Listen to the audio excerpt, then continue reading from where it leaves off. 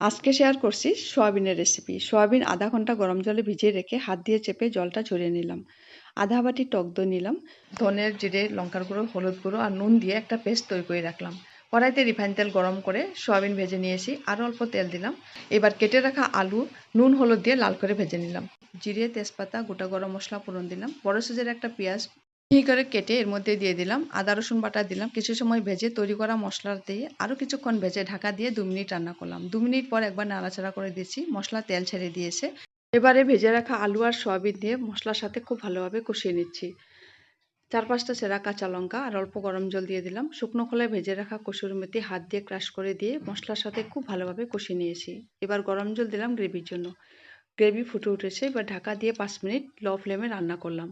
5 minute পর ঢাকনাটা সরিয়ে গরম মশলা গুঁড়ো দিলাম। একবার ভালোভাবে মিক্স করে নিয়েছি। রান্নাটা তৈরি হয়ে গেছে। গ্যাস অফ করে এবার গরম গরম সার্ভিং বলে তুলে